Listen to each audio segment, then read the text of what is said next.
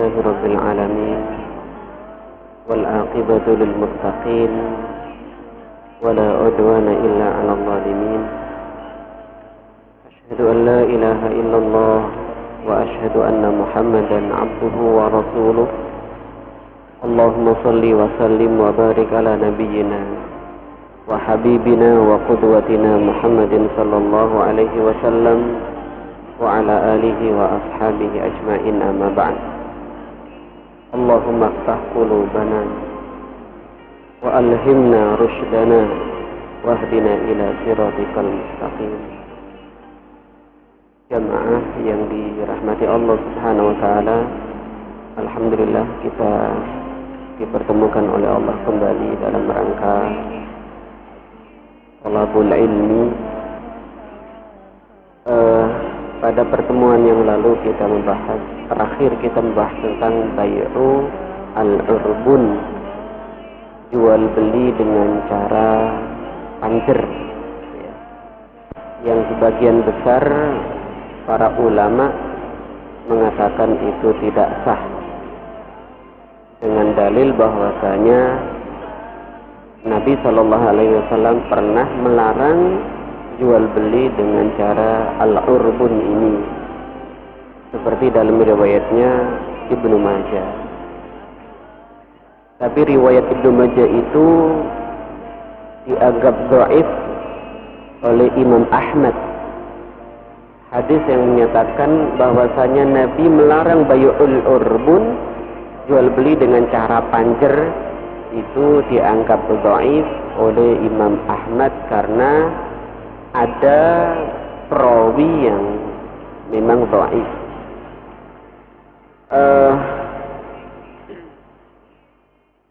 Menurut mazhabnya Ahmad bin Hanbal bahwasanya bai'ul urbun itu boleh, berdasarkan riwayat yang diriwayatkan oleh Nafi' bin Abdul Harith bahwasanya beliau membeli untuk Umar rumah dari Safwan bin Umayyah yang dengan harga 4.000 dirham, dan fa'in radiya kanal bai'u nafidan, kata Nafi' bin Abdul Harith. Kalau Umar cocok ya berarti jual beli atau transaksi itu sah. Wa illam yarda fali Safwan 400 dirham. Tapi seandainya Umar tidak setuju dengan rumahnya Safwan bin Umayyah itu, maka kata Nafi' bin Abdul Harith, untuk Safwan 400 dirham. Nah, itu penjelasan tentang bai'u al-urbun. Kalau menurut Ibnu Sirin dan Ibnu Musayyib, boleh bai'ul urbun itu, jual beli dengan cara panjer itu, dengan catatan kalau tidak jadi dikembalikan kepada pembeli. Ya, itu menurut pendapatnya Ibnu Sirin dan Ibnu al-Musayyib. Nah, sekarang kita lanjutkan al-bai'u bi syartil bara'ah minal uyub. Transaksi itu dengan syarat terbebas dari aib. Jadi misalnya ada pembeli, ya, dia menjamin bahwasanya semua barang yang dia jual itu adalah sahih, tidak ada aibnya. Ya. Wa man ba'a syai'an bi syartil bara'ah min kulli aibin majhulin lam yabra' al-ba'i. Siapa yang melakukan transaksi dengan syarat transaksi itu terbebas dari setiap aib yang majhul, ketika dilihat memang nggak ada aibnya gitu, tapi ada kemungkinan ada aib yang tidak terlihat pada saat itu yang disebut dengan aibun majhul, ya, lam yabra al-ba'i. Maka pada saat itu seorang penjual tidak terbebas dari aib itu. Artinya seorang pembeli masih berhak mengembalikan apa yang dia beli sampai di rumah ternyata ada aibnya. Wa mata wujida awajada al-mushtari aiban bil mabi'i falahul khiyar. Kapan saja pembeli itu mendapati aib pada barang yang dibeli itu, falahul khiyar, dia punya khiyar untuk mengembalikan, li'annahu innama yathbutu ba'dal bai'i fala yathbut qablahu. Fa'in sammal aibu au abra'ahul mushtari ba'dal aqdi bari'un. Ya. Jadi kalau ada tulisan misalnya seperti ini, barang yang sudah dibeli tidak boleh dikembalikan, itu termasuk bagian dari pembahasan ini. Ya. Pada saat seperti itu seorang pembeli harus jeli, betul-betul jeli apakah barang yang dibeli itu tidak ada aibnya. Karena dia sudah membaca konsekuensi, seandainya dia tetap membeli, maka nggak boleh dikembalikan. Ya. Penjual tidak boleh menyembunyikan tulisan itu. Karena pada dasarnya pembeli itu niat membeli barang yang baik, tidak barang yang cacat. Sehingga kalau ada yang cacat, berarti pembeli itu dirugikan gitu. Nah, karena itu pembeli harus jeli, dilihat, diteliti apakah ada cacat atau tidak. Waqad sabata anna Abdullah ibnu Umar ba'a Zaid ibnu Sabit abdan bi syartil bara'ah bi tamanu mi'a dirham. Ada satu riwayat bahwasanya Abdullah bin Umar itu pernah menjual kepada Zaid bin Sabit seorang budak. Pada saat transaksi itu Abdullah bin Umar menyatakan bahwasanya transaksi itu syaratnya adalah bebas dari aib. Artinya budak itu tidak ada aibnya. Nyambut gawe ini yo giat, yo sehat, ya tidak gampang sakit. Nah, itu berarti bebas daripada aib. Harganya pada saat itu disepakati 800 dirham. Fa'asaba bihi Zaidu aiban. Ternyata Zaid menemukan aib, menemukan cacat pada budak itu. Fa'arada raddahu ala ibni Umar. Ya. Zaid ini ingin mengembalikan budak itu kepada Umar. Nah, jari ini sehat, kok loro-loron? Jari ini kuat, oh ternyata kok nggak kuat. Nah, itu berarti aib. Falam yaqbal, tapi niatan itu tidak diterima oleh Ibnu Umar. Kon tuku ya wis. Lah apa kon balikno iki? Kon gawa wingi lak sehat ya. Tidak mau Umar. Fatarafa'a ila Utsman, maka keduanya mengajukan permasalahan ini kepada Utsman ibnu Affan, minta keadilan. Faqala Utsman li Ibni Umar, Utsman berkata kepada Ibnu Umar, tahlifu annaka lam ta'lam bi hadzal aib. Ibnu Umar, apakah kamu bersumpah pada saat transaksi itu bahwasanya kamu itu tidak mengerti, tidak mengetahui aib ini? Kamu sumpah enggak? Qala la. Enggak. Ya. Faraddahu alaihi, kemudian disuruh oleh Utsman mengembalikan. Faba'ahu Ibnu Umar bi alfi dirhamin. Jadi ternyata keputusannya Utsman bin Affan tetap mengembalikan barang yang aib itu, dalam hal ini budak yang aib itu, kepada penjual yang pertama, yaitu Ibnu Umar, karena ada aib yang dimiliki oleh budak itu. Qala Ibnu Qayyim, wa hadza ittifaqu minhum ala sihhatil bai'i wa jawazi syartil bara'ah. Ibnu Qayyim berkata bahwasanya para ulama sepakat tentang sahnya atau bolehnya transaksi dengan syarat baro'ah itu.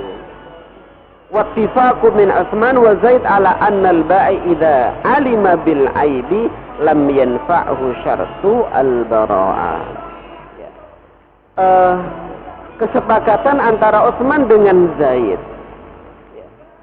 bahwasanya al-ba'i, penjual, kalau dia itu tahu bahwasanya barangnya cacat, kok ditulis bahwasanya barangnya itu bagus, maka syarat baro'ah di situ tidak berguna.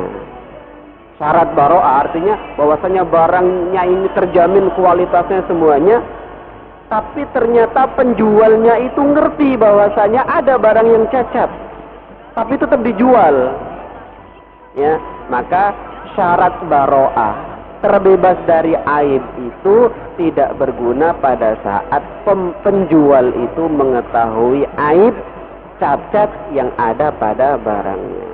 Jadi jemaah sekalian, kalau kita sebagai pedagang, ya, kalau kita ingin seperti yang disyariatkan oleh Allah, ya jujur. Kalau jual sarung, sarungnya ada yang jahitannya bledet, ya bilang, wah ini bagus tapi jahitannya bledet. Kalau sampean tuku ya silakan, kalau enggak ya enggak apa-apa, nanti saya kembalikan, saya retur. Wah ini baju ini bagus, tapi ada tembelongnya di belakang itu loh. Nah, seperti ini yang kadang-kadang lupa dipelajari oleh para pedagang. Kalau bisa pada saat transaksi itu ditutup-tutupi gitu. Cacatnya barang ini ditutupi agar setelah itu laku, setelah itu bebas, tidak pakai ada acara retur dan seterusnya. Yang penting barangnya laku, ya. jangan sampai kita hanya sekedar mengejar nominal keuntungan tapi menipu orang lain. Itu adab bisnis dalam Islam. Ya mas sekalian, kita lanjutkan al-ikhtilafu bainal ba'i wal mushtari. Bagaimana seandainya ada satu perseteruan, ada perbedaan antara penjual dan pembeli dalam masalah harga. Ya. Biasanya kasus ini ada ketika transaksinya terjadi tapi bayarnya belakangan. Idza ikhtalafa al-ba'i wal mushtari fi tsaman, kalau ada perbedaan masalah harga antara penjual dan pembeli, penjualnya bilang 10 juta penjualnya, tapi pembelinya bilang, loh enggak, memang dia tawarkan 10 juta tapi saya tawar 9,5 juta dan boleh. Nah, kata penjual, ya enggak, 10 juta saya tidak mengiyakan ketika dia menawar 9,5 juta itu. Nah, ketika seperti itu bagaimana?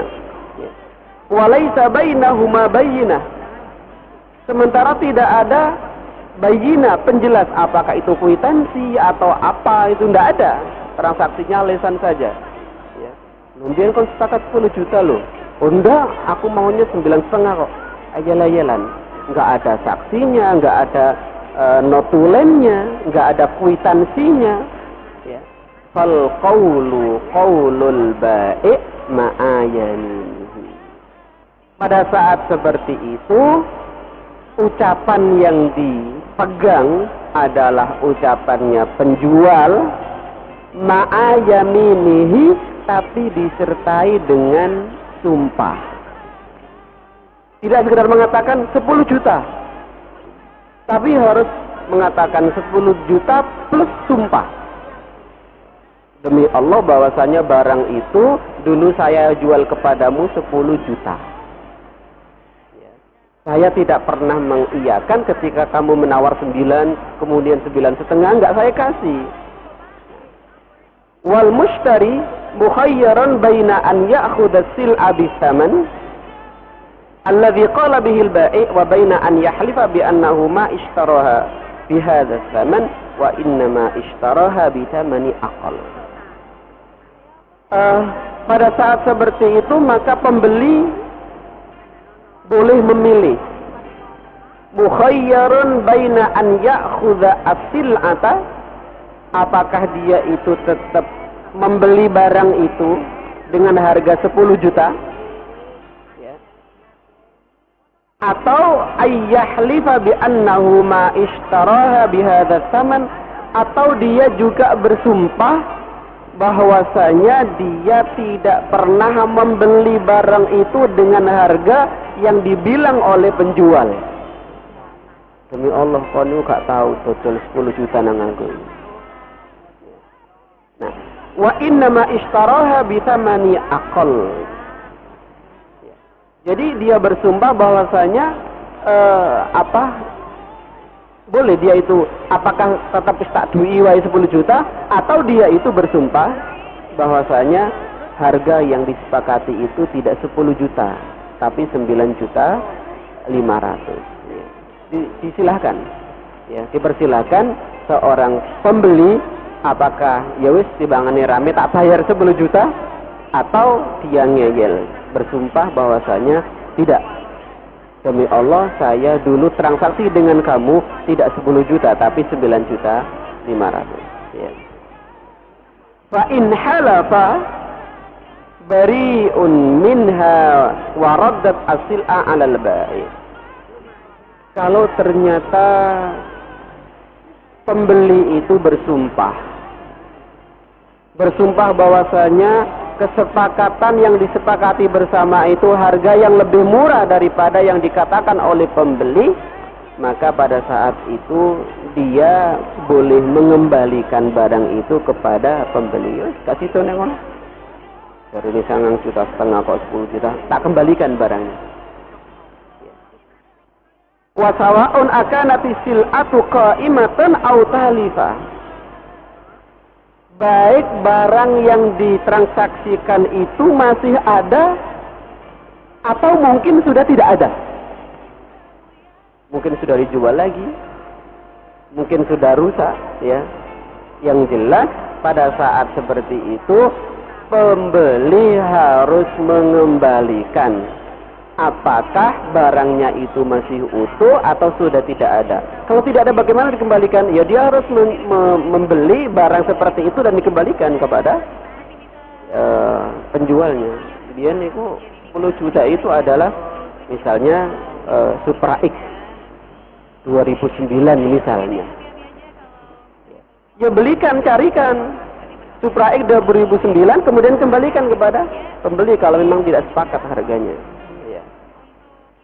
Waslu dzalika ma rawahu Abu Dawud an Abdurrahman ibnu Qais ibnu Ash'as an abihi an jaddihi qala.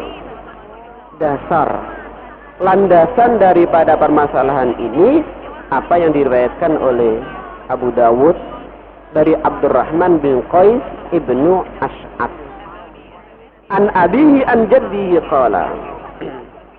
Ishtara al-Ash'as raqiqan min raqiqil khumusi min Abdillah bi'20 alf. Ash'as ini membeli budak ya, karena waktu itu transaksi yang banyak adalah perbudakan, dengan harga 20.000 dari Abdullah. Fa'arsala Abdullah ilaihi fi thamanihim. Jadi transaksi itu disepakati, kata Ash'as, transaksi itu disepakati dari Abdullah dengan harga 20.000 dirham. Fa'arsala Abdullah ilaihi fi thamanihim. Belum dikasih gitu. Tapi budak itu sudah dibawa oleh Ash'as. Maka kemudian Abdullah mengirim utusan untuk mengambil uang penjualan itu. Faqala, ketika ditagih dengan 20.000 itu, Ash'as ini berkata, innama akhaltuhum bi asyrati alaf. Loh, budak yang saya beli dari Abdullah itu harganya bukan 20 tapi 10.000. Bukan 20.000 tapi 10.000. Faqala Abdullah, fakhtar rajulan yakunu baini wa bainak. Ini aja. Coba pilih kamu orang yang menjadi saksi pada transaksi itu, bahwasanya harga budak yang engkau bawa itu adalah 20.000. Cara ini as begini. Anta baini wa baina nafsika. Wis kawan dhewe nalapung sepakatane 10 kok 20 gitu kan. Qala Abdullah menjelaskan, fa inni sami'tu Rasulullah sallallahu alaihi wasallam yaqul, saya pernah mendengar Rasulullah bersabda, wahai As'ad, begini sabdanya, kata Abdullah, idza ikhtalafal bai'ani, kalau ada penjual dan pembeli itu berselisih, laisa bainahuma bayyinah, dua-duanya tidak punya bukti, tidak ada kwitansi, tidak ada notulen, tidak ada saksi, fahuwa ma yaqulu rabbus sil'ah au yatatarokani. Kata Nabi,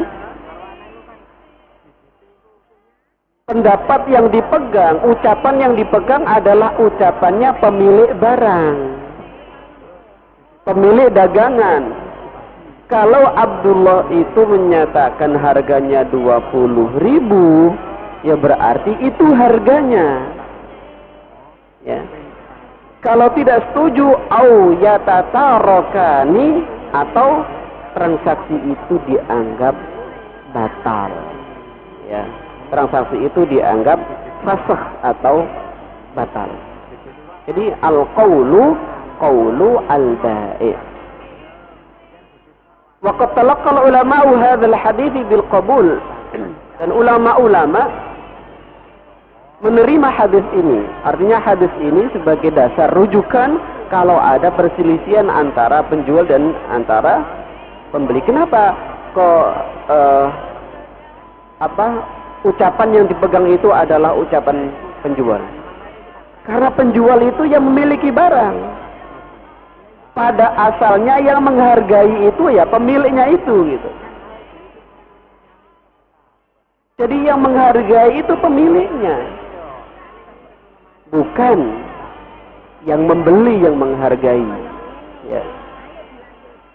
Wa qala bi umumi al-Imam Asy-Syafi'i wa annal ba'i'a wal mushtari kama yatahalafani idza ikhtalafa fi tsaman fa innahuma yatahalafani idza ikhtalafa fil ajal aw fi khiyari syarat aw fi rahn aw fi adh-dhamin.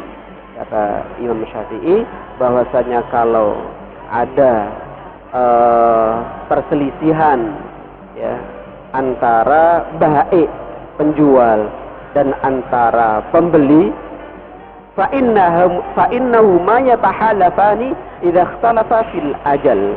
Pada umumnya perbedaan itu ketika harganya itu tidak cash. Artinya transaksi sekarang bayarnya seminggu lagi, bayarnya besok, bayarnya bulan depan. Nah, itu yang biasanya memicu percekcokan. Kalau transaksinya cash, ya tidak ada perselisihan. Jadi iki 10.000 gitu.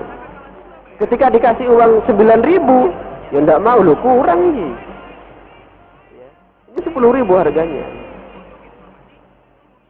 Yang banyak itu adalah ketika bayarnya itu belakangan. Itu yang terjadi percekcokan.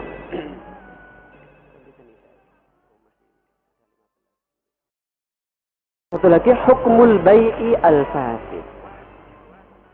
Bagaimana hukumnya transaksi yang fasid? Jemaah sekalian, transaksi itu kan ketika transaksi itu sahih, valid, maka ya pembeli itu memiliki apa yang dibeli dan penjual itu mendapatkan harga yang dia dapatkan dari pembeli. Setelah itu terserah. Al-bai'us sahih ma wafaqa amru asy-syari' bistifai arkanihi wa syurutihi. Transaksi yang sahih, transaksi yang valid adalah transaksi yang sesuai dengan syariat Allah. Rukun-rukunnya komplit, syarat-syaratnya lengkap. Nah, pada saat itu fahalla bihi milkul madi wasaman wal intifa'u bihima. Pada saat syarat-syaratnya lengkap, rukun jual belinya komplit, maka kepemilikan itu sudah pindah kepada pembeli. Fa idza khalafa amru syari', kalau transaksi itu berseberangan dengan syariat, lam yakun sahihan, maka transaksi itu tidak sah. Kalau transaksi itu tidak sah, maka disebut fasid atau batil. Kalau fasid atau batil berarti belum terjadi pindah kepemilikan dari seorang penjual kepada pembeli. Kalau sudah kadang dibawa oleh pembeli misalnya, dan ternyata rusak, maka pembeli itu harus mengembalikan sesuai pada saat dia itu membawa. Fal bai'ul fasid huwa al bai'u alladhi lam yashra' al-islamu. Jual beli yang fasid itu adalah jual beli yang tidak disyariatkan oleh Islam. Wa huwa lihadza la yanaqid wa la yufidu hukman syar'iyyan wa la yatarattabu alaihi al-milk. Ya. Kalau tidak sah, kalau transaksi itu fasid, maka ya tidak ada hukum syar'i. Sama dengan misalnya ada akad nikah. Akad nikahnya itu akadnya fasid. Maka seandainya terjadi hubungan suami istri itu perzinaan. Contoh akad yang fasid bagaimana?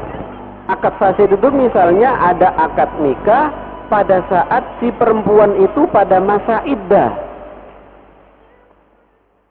Karena orang perempuan yang sedang iddah itu tidak boleh ada akad nikah. Kalau cuma disemoni, diomongi sindir-sindiran, tidak apa-apa. Tapi akad nikah pada saat iddah itu tidak boleh. Kalau sampai terjadi akad nikah, maka nikahnya itu fasid. Kalau fasid berarti belum menjadi suami istri.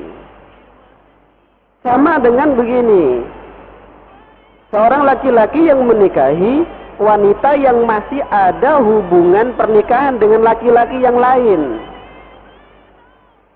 Ya. Belum ada satu kejelasan apakah laki-lakinya itu sudah menceraikannya atau belum. Laki-lakinya kerja di Malaysia misalnya. Ya.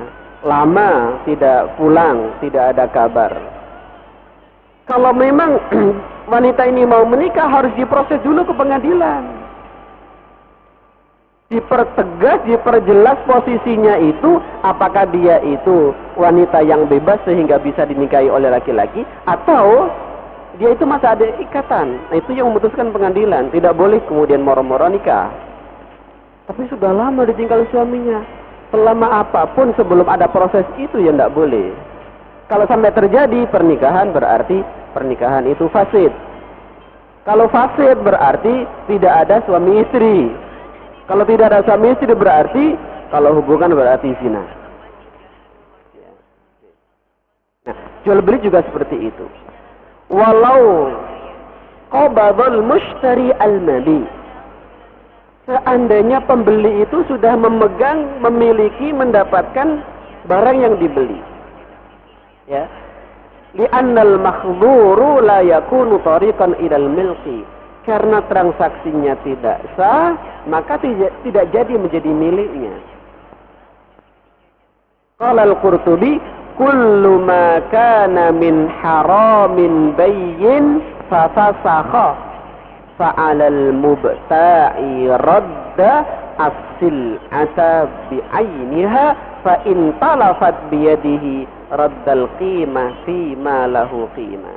Kata Imam Al-Qurtubi, kalau ada transaksi yang jelas-jelas fasih atau fasid, ya, maka pembeli itu harus mengembalikan barang itu seandainya barang itu sudah tidak ada. Fa in talafat biyadihi, kalau barang itu tidak ada atau rusak di tangan pembeli, raddal qimah fi ma lahu qimah, maka dia harus mengembalikan nilai, berapa nilai barang yang dia bawa itu, ya. Wa dzalika kal arudi wal hayawan, seperti misalnya transaksi binatang, ya, kambing atau sapi, ya kembalikan gitu. Tapi kadang dibelah piye, ya, kembalikan harganya berapa itu. Itu caranya. Bagaimana kalau seandainya ada bai' al-fasid? Kenapa? Karena pada hakikatnya belum terjadi transaksi pada saat itu. Kalau ada yang ditanyakan, ditambahkan, silakan jemaah sekalian. Ini bahasnya ini.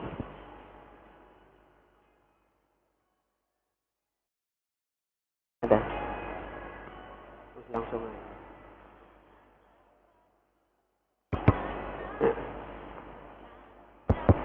Assalamualaikum Ustaz. Waalaikumsalam. Hukumnya kredit Ustaz. Kredit.